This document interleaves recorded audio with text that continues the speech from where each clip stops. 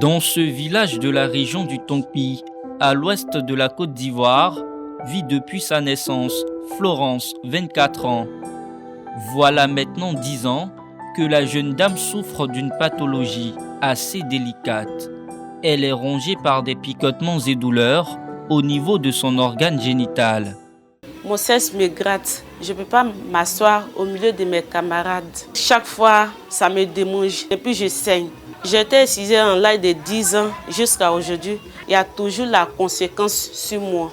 Et chez nous au village, il y a une camarade, elle a été victime de ça. Parce qu'ils ont fait l'excision, elle a saigné jusqu'à...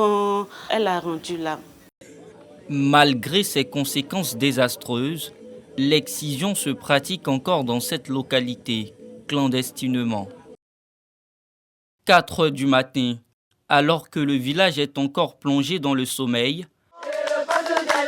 dans la forêt sacrée résonnent des chants du terroir.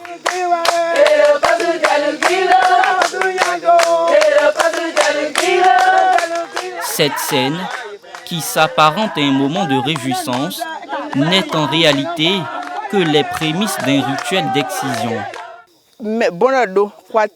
Dans la culture Dan, lorsque nous devons faire l'excision, nous chantons pour encourager les filles et l'exciseuses, afin qu'elles n'aient pas peur. Pendant que ces femmes exultent, dans un coin de la forêt, les exciseuses s'activent. Le matériel servant à la mutilation génitale est disposé soigneusement. 2 lames pour 2 fillettes. Contre son gré, la première, âgée de 9 ans, se voit couper le clitoris sans anesthésie. Une douleur intime au nom du respect des us et coutumes. Nous sommes nés en trouvant nos parents pratiquer l'excision. Nos ancêtres ont dit que l'excision permet à la jeune fille d'être une bonne femme, capable de bien tenir son foyer. Une femme qui n'est pas excisée est infidèle et n'arrive pas à contrôler son appétit sexuel. Avec l'excision, la femme devient sage. Les saignements de la fillette ne freinent pas les matrones dans leur élan. Cette adolescente de 11 ans passe également sous le coup de la lame, impuissante.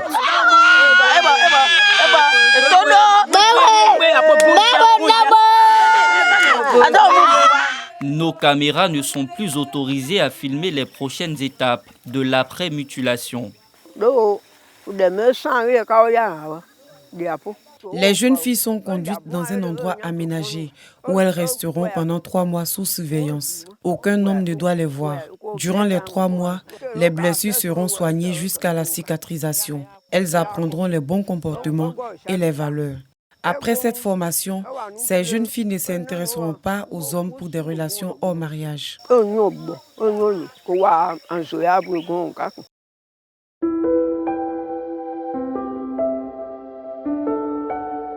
Dans cette zone ouest du pays, les MGF, mutilations génitales féminines, se font environ à 57% contre 21% au plan national.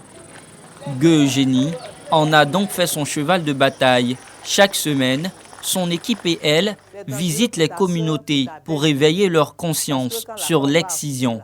La réussite d'une femme là n'est pas liée à l'excision. Ça fait du mal à nos filles. La femme, elle souffre dans sa chair. C'est interdit par la loi. Donc, je pense que c'est à bannir. Il faut dire que quand on va dans les communautés, notre objectif, c'est de toucher la sensibilité de nos parents.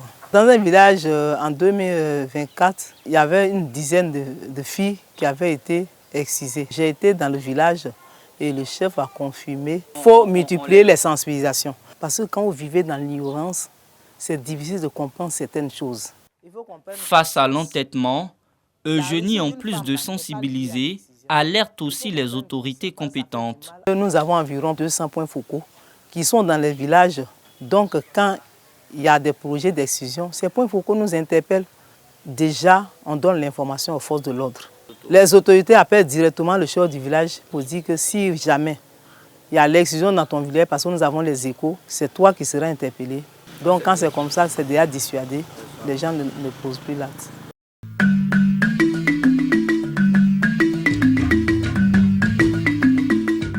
comme à l'ouest, la sensibilisation est de mise au nord du pays où le phénomène de l'excision a la peau dure. Dans cette bourgade de la région du Tchologo, Yvonne Ouattara réunit mensuellement les garants de la tradition et les femmes autour de la thématique des MGF. Pourquoi l'excision? Ça a détruit la femme. Le message d'Yvonne, bien que compris, parvient difficilement à modifier la perception des chefs de communauté sur la question. Nous continuons à pratiquer l'excision parce que cela nous a été légué par nos ancêtres. Chez nous, les filles sont excisées avant leur mariage. Nous ne pouvons pas mettre fin automatiquement à ces pratiques au risque de perdre la vie. Il faut aller dans le bois sacré pour faire des sacrifices et attendre la réponse des mânes. En 2024, j'étais dans un village de la région où j'ai vu où il y avait 80 filles qui ont été mutilées. Elles avaient 10 ans, 15 ans. Il faut que nos autorités nous aident à lutter contre cette pratique. Que tu sois ministre, que tu sois cadre de ton village, il faut lutter. En Côte d'Ivoire, une femme sur 3 est touchée par les mutilations génitales, laissant parfois d'énormes séquelles. Des séquelles que l'ONG Les Orchidées Rouges s'est donné pour mission de soigner. Ici, les femmes excisées bénéficient d'une prise en charge pluridisciplinaire. Ce matin, à cœur ouvert, des victimes partagent avec le psychologue leurs blessures émotionnelles. Si j'ai grossi le cœur, c'est pourquoi je suis venue aujourd'hui. J'ai trop grossi le cœur, j'ai risque de mourir comme ma petite. Non, ça va pas arriver. On pourrait dire, mais il y a longtemps qu'elles ont vécu ça. Pourquoi maintenant, en évoquant cette situation, ça leur fait pleurer, ça fait de beaucoup d'émotions, ça crée de l'angoisse? Mais parce que c'est un traumatisme. C'est la raison pour laquelle la prise en charge psychologique, elle est essentielle. Outre l'assistance psychologique, il existe aussi l'accompagnement gynécologique. Cette quadragénaire, excisée à l'âge de 8 ans, est éprouvée dans sa vie conjugale. À cause de cette excision-là, vraiment, quand mon mari me touche, je ne ressens rien. Ça me fatigue. Mon mari aussi, ça le fatigue. Il devait avoir même divorce. Mais rien n'est perdu pour cette patiente désespérée. Grâce à la chirurgie réparatrice, elle retrouvera bientôt son intégrité physique. Nous allons permettre à cette dame chez qui ils ont enlevé le clitoris, surtout la partie externe, de faire ressortir la partie interne du clitoris que toutes les femmes ont et de le remettre en place. Donc, va certainement permettre un épanouissement sexuel plus adapté. Tout ce dispositif holistique consacré aux femmes excisées a été pensé par Marie-Claire Koulibaly, elle-même victime du fléau. Malheureusement, l'excision, honnêtement, les gens sous-estiment ce que c'est en fait. Moi, je vous dis aujourd'hui, il y a des gens où parler d'excision, ah, ça existe encore. Bah, mais bien sûr que ça existe encore. Ou des gens qui minimisent même les conséquences. Donc, j'en appelle vraiment aux autorités et à tous les Ivoiriens. Cette problématique, il faut la prendre au sérieux. Ça doit être une cause nationale. L'État de Côte d'Ivoire qui est conscient de ce phénomène a pris des dispositions. La Côte d'Ivoire a adopté sa première loi sur la répression des mutilations génitales en 1998. Et cette loi prévoit une sanction pénale d'emprisonnement d'1 à 5 ans avec une amende de 360 000 à 2 millions de francs.